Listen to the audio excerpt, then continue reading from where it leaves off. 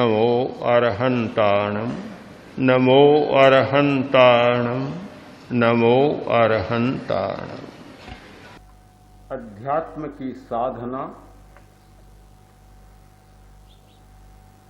प्रकाश की साधना है। अंधकार से दूर होकर मनुष्य प्रकाश में जाना चाहता है। अंधकार कभी प्रिय नहीं होता।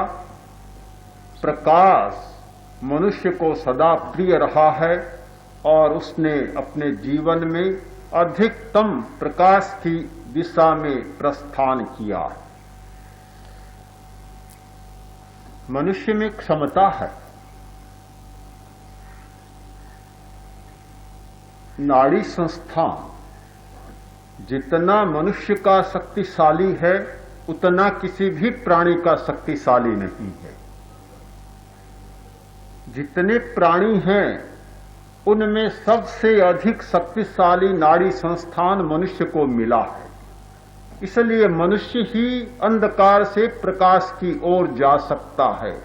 पशु उतना नहीं जा सकता, क्योंकि पशु का नाड़ी संस्थान उतना कार्यक्षम नहीं है, शक्तिशाली नहीं है।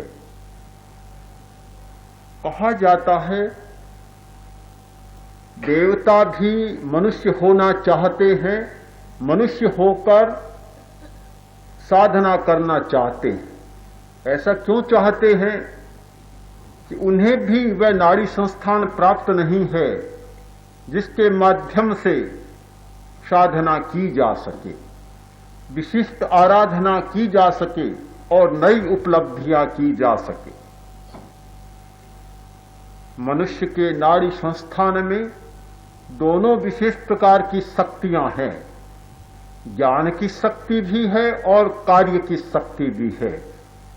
उसके ज्ञानवाही तंतु इतने शक्तिशाली हैं कि बहुत बड़ा ज्ञान उपलब्ध कर सकते हैं। हमारा ज्ञान बहुत छोटा ज्ञान है। हम मानते हैं कि आज का वैज्ञानिक युग है, ज्ञान का बहुत विकास हुआ है, किंतु हमारे नाड़ी संस्थान में जितने ज्ञान के अवतरण की क्षमता है उसे देखें तो कुछ भी अवतरित नहीं हुआ है। बहुत छोटा ज्ञान आज भी मनुष्य को उपलब्ध है। अतीन्द्रिय ज्ञान तक मनुष्य पहुंच सकता है। इंद्रियों से परे जो अतीन्द्रिय चेतना है वह अतीन्द्रिय चेतना हमारी जाग शक्ति है, उसका विकास हो सकता है। समाधि का बहुत बड़ा फल होता है अतीन्द्रिय चेतना का जागरण। मनुष्य अतीन्द्रिय चेतना को जगा सकता है और इंद्रिय की सीमाओं को लांघकर उन सूक्ष्म सत्यों को देख सकता है जिन्हें इंद्रियां कभी भी नहीं देख पाती। इंद्रिय, मन और बुद्धि इन सारी सीमाओं को लांघकर सत्य का साक्षात्कार कर सकता है। हमारे नाड़ी संस्थान में यह क्षमता है। हमारे नाड़ी संस्थान में कर्म की बड़ी क्षमता है कार्य करने की। मनुष्य इतना बड़ा कार्य कर सकता है जितना दूसरा कोई नहीं कर सकता। यदि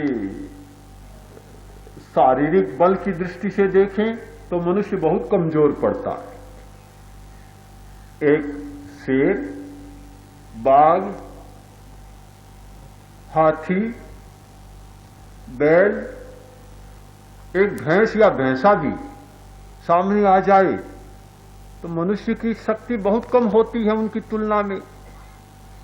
एक कुत्ता भी, भयंकर खूंखार कुत्ता भी आदमी को भगा देता है। आदमी की शारीरिक शक्ति बहुत कम होती है, शरीर बल बहुत कम होता है, किंतु नाड़ी संस्थान का बल इतना ज्यादा होता है और उसी बल के आधार पर आज ये हाथी भी मनुष्य की कैद में है।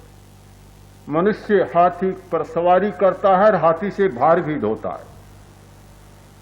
बाघ, चीते, शेर, जितने भयंकर खूंखार जानवर हैं, जंगली जानवर, वे सब मनुष्य के बंदी बने हुए हैं।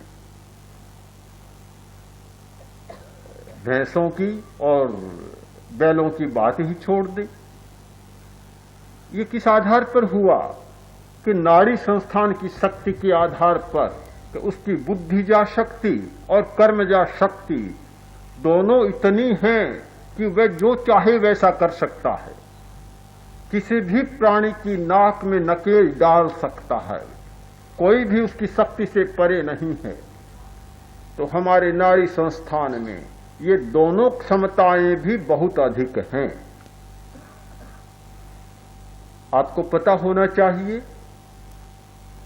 कि जितनी क्षमता है उसका 20% उपयोग हम कर पा रहे हैं। 80% हमारी सारी क्षमता अनुपयोग में पड़ी रहती है, केवल सत्ता में पड़ी रहती है, उसका परिणाम नहीं होता। 20% मुश्किल से कोई आदमी कर पाता है। सामान्य आदमी तो 10-15% अपनी क्षमता का उपयोग करता है नाड़ी संस्थान की शक्ति का, और 20-25% कोई उपयोग कर लेता है तो वह बहुत बड़ा आदमी बन जाता। इतना बड़ा आदमी, बौद्धिक क्षेत्र में बड़ा आदमी और कर्म के क्षेत्र में बड़ा आदमी बन जाता है 20-25% क्षमता का उपयोग करने वाला। कल्पना करें 10-15% क्षमता का उपयोग करने वाला क्या सचमुच न्याय करता है अपने जीवन के प्रति? क्या न्याय करता है अपनी क्षमता के प्रति? क्या न्याय करता है अपने नाड़ी संस्थान के प्रति, जिसे इतनी क्षमता उपलब्ध हुई और वह उपयोग ही नहीं कर पा रहा है? सचमुच जीवन व्यर्थ चला जाता है। धर्म के गुरु कहते हैं जीवन सफल नहीं बना, जीवन विफल चला गया। धर्म के बिना जीवन विफल चला गया। उसका रहस्य समझें कि धर्म के बिना जीवन विफल कैसे चला गया। यानी जो क्षमता मिली उसका हमने पूरा उपयोग नहीं किया, जो ताकत मिली, जो शक्ति मिली, उसे पूरा काम में नहीं ले सके। शक्ति सोई की सोई रह गई, उसे जागने का मौका ही नहीं मिला। आदमी सोया का सोया रह गया, उसे जागने का मौका ही नहीं मिला। जब सोया का सोया रह जाता है बड़ी कठिनाई होती है। आदमी सोए के सोए रहे, पानी एक साथ 15 फीट 20 फीट पानी चढ़ गया, सोए के सोए रह गए, फिर क्या हो सकता है? मोरवी की घटना सुनी, लोग सोए थे, सोए नींद में, कल्पना नहीं थी कि कोई दुर्घटना होगी।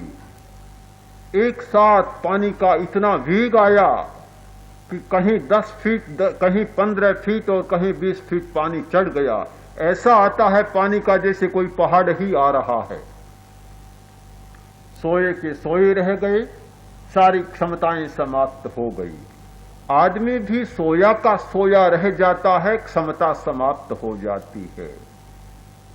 साधना का सारा उद्देश्य है क्षमता को जगाना, उस सोई हुई क्षमता को जगाना, सुप्त शक्तियों का जागरण। साधना का एक ही उद्देश्य है, सुप्त शक्तियों का जागरण। जो 80% हमारी बौद्धिक यानी ज्ञान की और कर्म की शक्तियां सोई पड़ी रहती हैं, उन शक्तियों को जगाना समाधि का प्रयोजन है, समाधि का उद्देश्य है। समाधि का उद्देश्य है हम अपनी सुप्त शक्तियों को जगा पाए, जगा सके।